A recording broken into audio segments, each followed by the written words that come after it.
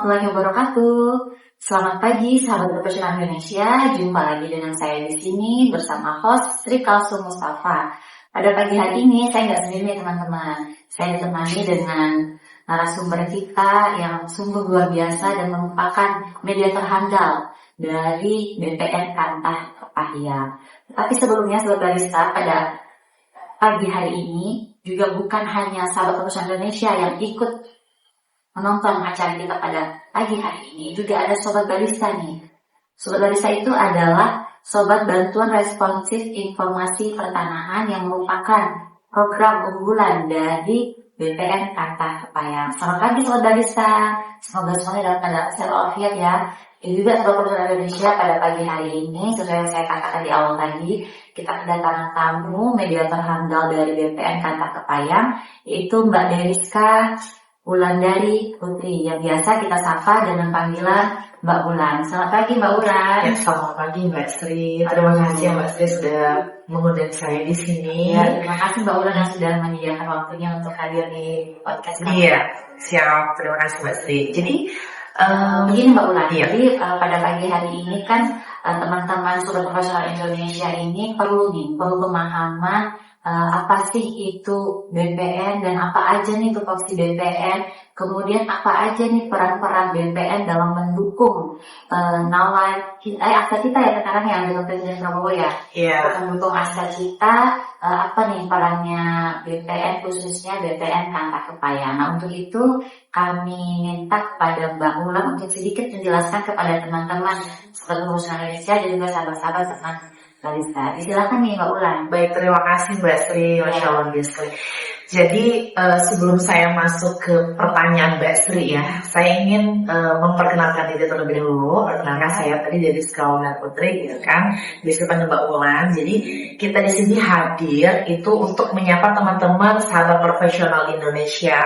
Kemudian ini merupakan cita-cita kami bersama dari Kantor Pertanahan Kabupaten Kepahia, gitu kan, untuk juga bersama-sama menyapa sobat barista. Karena bantuan responsif informasi pertanahan itu harus sampai kepada semua yang melihat, karena informasi pertanahan itu akan sangat penting sekali kalau menurut saya dari orang-orang itu ya, kayak bertanya gitu, bagaimana cara pembuatan sertifikat, kemudian apa aja sih yang seperti Mbak Sri sampaikan tadi yang ada di pertanahan itu seperti apa. Jadi sebelum saya menjawabnya, jadi saya menjelaskan bahwa kita di Kantor Pertanahan Kabupaten Kepahia itu merupakan tingkat 2 ya. Jadi ada Kementerian Agraria dan Tata Ruang, kemudian di pusat, kemudian ada Kantor Wilayah Badan Pertanahan Nasional itu di tingkat provinsi Mbak Sri. Kemudian di tingkat kabupaten itu kita ada Kantor Pertanahan Kota atau Kabupaten. Yang Kantah itu saya di Kantah nih ya kan, saya di Kantah itu Kantor Pertanahan. Jadi kalau orang mau Kantah pasti Kantor Pertanahan gitu Mbak Sri. Kalau kami BPN itu Kantor Wilayah Badan Pertanahan Nasional gitu kan. Jadi nah, sebenarnya pada dasarnya itu kita hadir itu yang seperti disampaikan Mbak Sri bahwa memang BPN ini kalau dulu namanya Agraria Mbak Sri, itu memang memberikan pelayanan kepada masyarakat yang ingin melakukan pensertifikatan tanah gitu kan.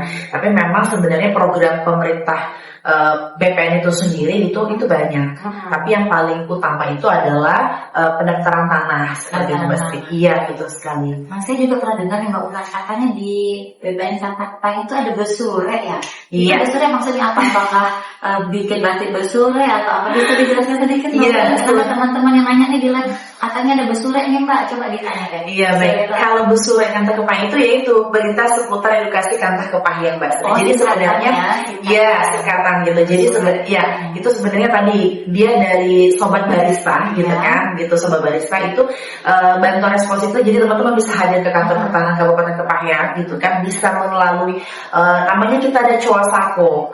Coasako itu by WhatsApp gitu kan. Kemudian itu Coasako bahasa ini ya. Iya, Coasako bahasa Rejang ya kan. Itu artinya coba gitu kan, coba aplikasi WhatsApp gitu kan. Coba aplikasi gitu kan WhatsApp Kantor Pertanahan. Iya. kemudian kita ya inovasi baru kita selain dari COA 1 tadi, ya kita mencoba. Silakan teman-teman yang mau mencari informasi ya mengenai kantor pertanahan itu melalui WhatsApp atau bisa hadir. Itu tadi makanya barista, bantuan responsif informasi pertanahan. Dan sekarang bersama sobat profesional Indonesia gitu kan, kami hadir secara langsung memberikan edukasi kepada masyarakat gitu kan mengenai pelayanan yang ada di kantor pertanahan seperti itu. Jadi sebenarnya seperti Mbak Sri sampaikan tadi, ini dari zamannya Pak Jokowi itu ada Nawacita, kemudian ada Astacita seperti itu kan. Ya, 8 program unggulan ya gitu kan, yang paling gencar sekali itu adalah sebenarnya MBG dan kaitannya dengan ketahanan pangan, dan kaitannya adalah dengan tanaman itu ditanam di mana sih? Otomatis di tanah ya.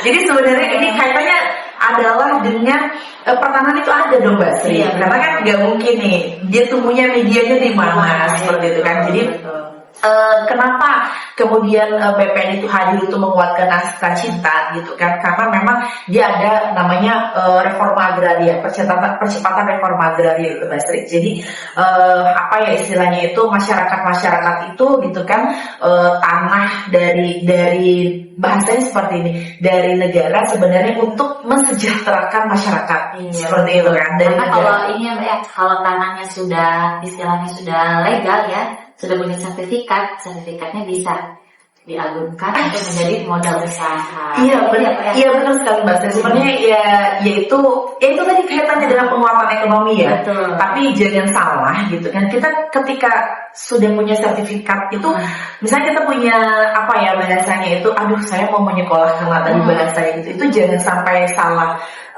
Ini Mbak Sri. Jadi kita harus punya tujuan dulu dong. Sebenarnya di sekolahkan ini buat apa sih? Betul. Gitu.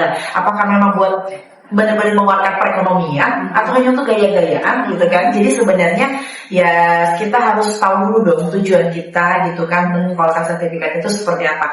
Dan salah satu lembaga yang melegalkan atau yang membuat sertifikat itu hanya Badan Pertanahan Nasional Mbak Sri.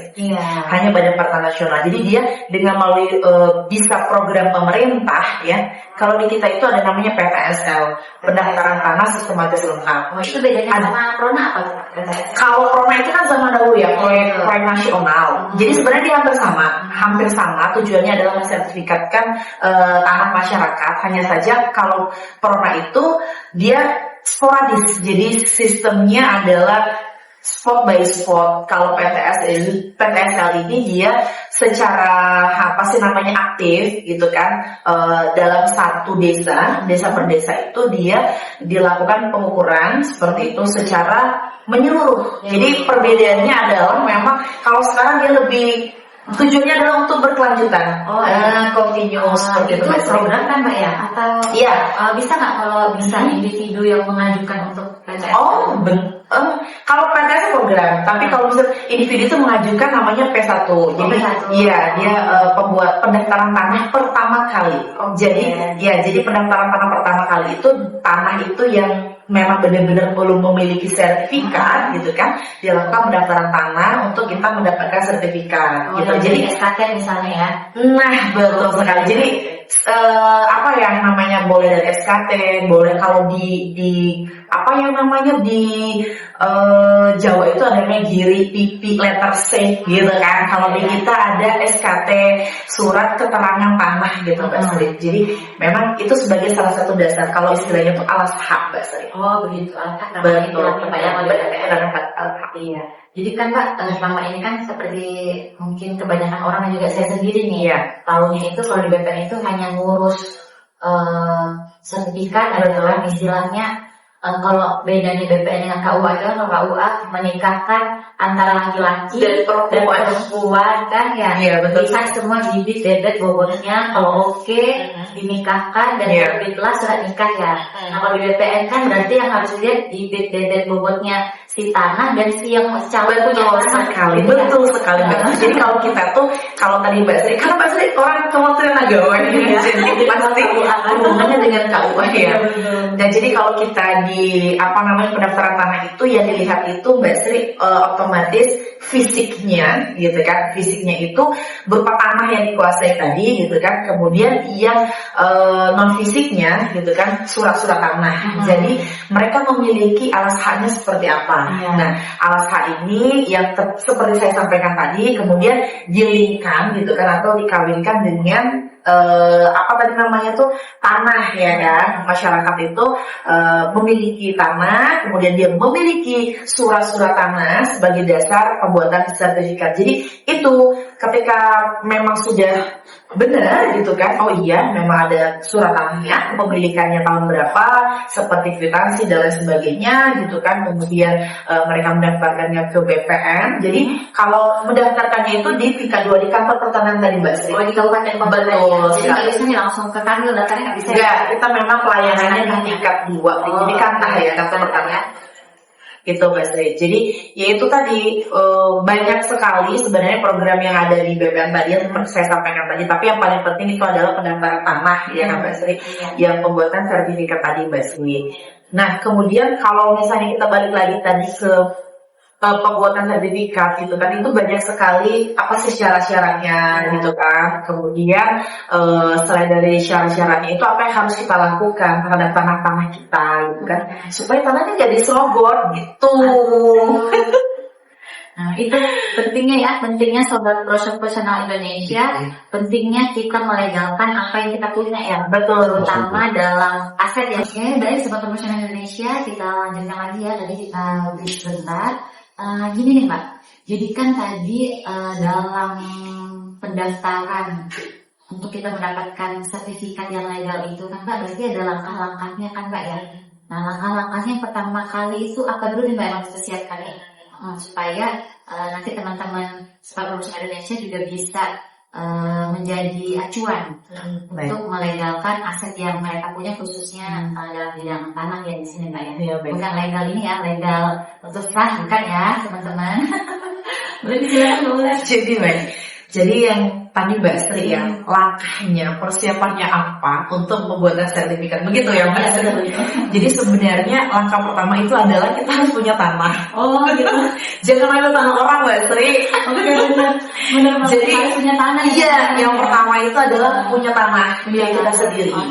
Kita kuasai sendiri. Ya. Kemudian perolehannya juga harus jelas. Benar sekali. Apakah jual beli? Betul. Apakah itu warisan? Betul sekali. Kalau warisan gimana tuh Mbak? Kalau jual beli kan berarti ada surat jual beli nih, enak nih, gampang. Betul sekali. Kalau warisan gimana? Warisan juga harus ada surat waris dong Mbak Sri. Ini harus ngurusnya di pengadilan. Bisa di pengadilan, bisa juga ke notaris. Nanti ada namanya itu ya. Nanti ada juga akta pembagian hak bersama itu. Gitu. Jadi dari waris nanti turun ke berapa anak nih. Nanti dari beberapa anak nanti bisa turun ke satu anak gitu kan, atau ke semuanya. Jadi bisa juga nanti di sertifikatnya itu dibuat namanya dan kakak lah, apa sih Mbak Ulan gitu dan siapa gitu kan, atau nama-nama siapa, itu bisa. Jadi ibaratnya tuh banyak sekali. Ini yang saya jelaskan ke Mbak Sri sebelum saya masuk ke sini ya. Jadi sebenarnya sertifikat hak milik itu kan bisa milik kita, bisa milik sebenarnya dalam satu sertifikat itu bersama. Oh bisa bersaudara gitu? Bisa Mbak Sri. Bisa. Nah, itu namanya maksudnya takutnya nanti ke belakang saudara-saudara anak cucu. Betul. Itu ya itu keputusan bersama, karena nggak tahu nih punya siapa, udah masukkan semua 7 bersaudara, masukkan ada aja. ya, itu ya Mbak ya? Ada Mbak Sri, ada. Jadi tadi yang seperti Mbak Sri sampaikan tadi ya kan, itu apa sih yang harus dilakukan tadi ya, saya bilang harus punya tanah ya. Yang kemudian yang kedua itu adalah alas haknya harus jelas. Alas hak riwayat tanahnya harus jelas Mbak Sri. Kalau pemilik sendiri, siapa tahu saya dimiliki orang lain. Iya, sakit guys. Ya kan itu karena Mbak Sri nggak mengurus ya bahasanya tuh, Mbak Sri dulu ya, membiarkan sendiri tanahnya. Yang punya belum nih. Ini bahasa tanah atau bahasa apa? Jangan-jangan ternyata sudah dimiliki orang lain kan? Aduh, nanti jangan curhat Mbak Sri. Jadi setelah tadi yang saya sampaikan tadi ya Mbak Sri, setelah nanti dia sudah ada tanahnya, kemudian surat-suratnya jelas gitu kan, jual beli nih Mbak Sri. Jual beli dia harus ada kwitansi gitu kan. Kemudian kalau memang dia masih SKT, buat dulu dong SPPT, surat pemindahan penguasaan tanah, ya kan, dari SKT ke SPPT. Kalau misalnya yang dijual belikan tadi dia sudah punya sertifikat, Mbak Sri harus melakukan dulu AJB dong, akta jual beli ke notaris. Jadi dianya ada dua nih Mbak Sri, dia yang memang benar-benar belum punya sertifikat, atau memang yang sudah punya sertifikat itu perlakuannya kan beda, gitu kan? Iya. Jadi kalau misalnya yang sudah punya sertifikat itu namanya balik nama BN ya. Jadi dia sudah punya sertifikat nih, Mbak, saya mau BN dong, balik nama ke nama saya. Oh boleh, nanti ke notaris terlebih dahulu. Atau Mbak, saya ada SKT nih, saya beli tanahnya melalui orang gitu kan, tapi dia belum punya sertifikat, adanya SKT nih, gimana caranya? Boleh, silakan ke kelurahan terdekat gitu kan, buatkan SPPT tadi, surat pemindahan penguasaan tanah gitu. Oke, begitu ya sahabat Opera Indonesia ya. Agak ribet memang untuk dimilikin, tapi ya harus diledakan. Betul sekali, harus itu kan diambil orang kan.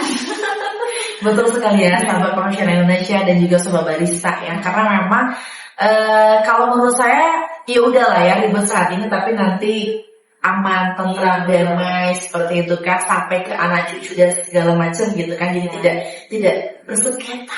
Karena saya dalam 2 bulan ini sudah ngurus tanah bersengketa 2 kali, memediasikan orang gitu kan, untuk melakukan supaya mereka bisa ketemu perjanjian damai lah.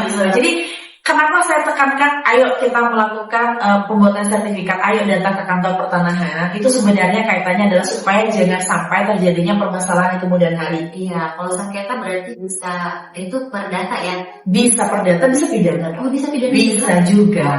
Ya kalau dia memalsukan surat tanah bagaimana? Jadi iya, jadi sebenarnya bisa perdata, mungkin dia perselisihan mengenai batas seperti itu kan, atau mungkin ya itu tadi ada yang saya nggak setuju nih, biasanya bersaudara nih misalnya kan gini, atau misalnya dia batasnya bersebelahan sertifikatnya, kenapa nggak match dengan kondisi real. Sebenarnya banyak faktor yang menyebabkan tanah itu bisa bersengketa seperti itu. Kemudian langkah selanjutnya apa nih Pak?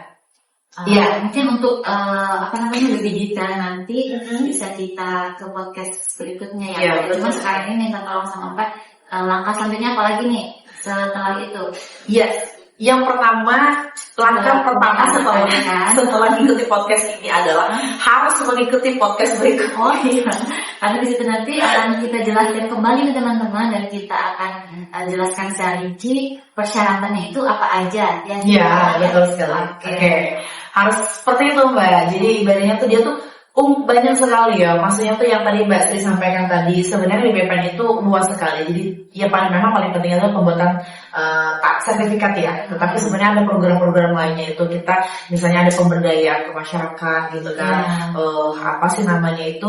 Kemudian juga ada namanya kita itu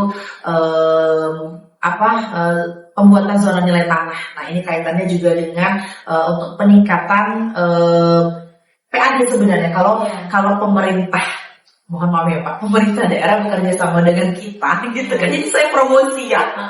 Itu untuk pembuatan zona nilai tanah ya gitu. Jadi itu nanti bisa digunakan untuk peningkatan pemasukan daerah gitu kan, ketika pajak-pajaknya seperti itu menggunakan basicnya adalah zona nilai tanah yang tadi kita buat. Itu jadi programnya banyak sih. Ada yang tadi saya jelaskan juga gitu kan, ada yang pemberdayaan masyarakat tadi, bagaimana kita membantu masyarakat gitu kan yang ingin memiliki usaha gitu kan, dengan cara melegalkan aset mereka gitu, kemudian mereka meminjam sertifikatnya tadi ya ke bank untuk mendapatkan modal. Banyak sebenarnya. Baik, luar biasa ya Mbak. Jadi cukup menarik dan cukup seksi ya pembicaraan kita pada pagi hari ini ya. Jadi bisa bekerja sama dengan pemerintah daerah juga. Betul sekali. Boleh kita add Pak Helmi, Gubernur Bengkulu, kemudian Pak Wali Kota kita, kemudian Pak Bupati yang ada di provinsi. Betul sekali. Kerjasama dengan BPN untuk peningkatan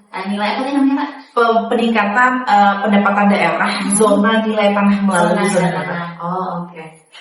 Baik, Mbak Wulan, kayaknya untuk di podcast kali ini kita sudahi dulu Mbak ya. Betul. Sudahi dulu karena kita akan bahas selanjutnya mengenai sengketa, kemudian mengenai Berat. iya kalau berat nih, kalau sengketa mengenai PNBP, mengenai pajak BPHTB, oh itu lebih ini lagi Mbak ya, belajar hitung-hitung kita nanti Mbak ulang kalau kita belajar pajak BPHTB ya teman-teman ya. Ya. Oke, baik sahabat profesional Indonesia, mudah-mudahan podcast pada pagi hari ini bermanfaat untuk teman-teman semuanya, dan juga teman-teman barista juga boleh nih kita aktif kembali untuk mengedukasi masyarakat seputar pertanahan ya Mbak Ulanya.